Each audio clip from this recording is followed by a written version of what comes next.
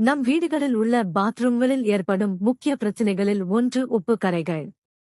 கடின நீர், heart water பயன்பாடு, சரியாக சுத்தம் செய்யாதது போன்ற காரணங்களால் டைல்ஸ், குழாய்கள் மற்றும் பிற மேற்பரப்புகளில் வெள்ளை நிற படலமாக உப்பு கரைகள் படிந்து விடுகின்றன. இந்த கரைகள் பாத்ரூமின் அழகை கெடுப்பதுடன் சுகாதாரத்திற்கும் அச்சுறுத்தலாக அமையலாம். ஆனால் கவலை வேண்டாம். எளிய மற்றும் இயற்கையான பொருட்களைக் கொண்டு இந்த உப்பு கரைகளை எளிதாக நீக்கலாம். தேவையான பொருட்கள்: பாத்திரம் கழுவும் சோப், விம் சோப் போன்றவை பழைய துண்டுகளாக இருந்தாலும் பயன்படுத்தலாம். Baking soda 1 table spoon. எலுமிச்சை அரை மூடி. தண்ணீர் சிறிதளவு.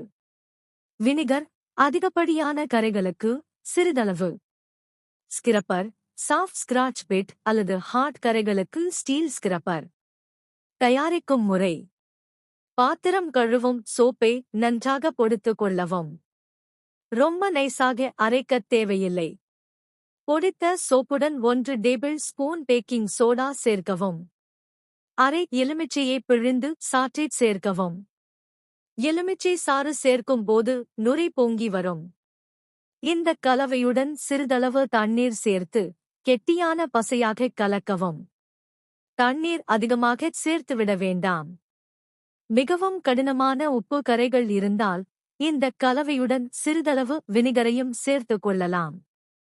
பயன்படுத்தும் முறை: தயாரித்த பசையை உப்பு கரைகள் படிந்திருக்கும் பாத்ரூம் டைல்ஸ் மீது தடவவும்.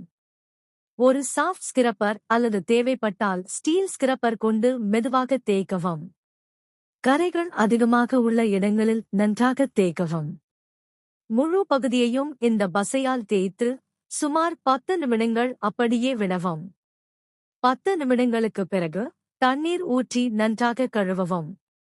பலன்கள்: இந்த முறையை பயன்படுத்தும் போது பாத்ரூம் டைல்ஸில் படிந்திருக்கும் உப்பு கரைகள் மிக எளிதாக நீங்கி பளிச்சென்று சுத்தமாகிவிடும். இதே முறையே குழாய்கள், டாப்ஸ் மற்றும் கிச்சன் சிங்க் போன்ற இடங்களிலும் பயன்படுத்தலாம். இது வீடுகளில் நிச்சயம் முயற்சித்து பார்க்க வேண்டிய ஒரு பயனுள்ள குறிப்பு.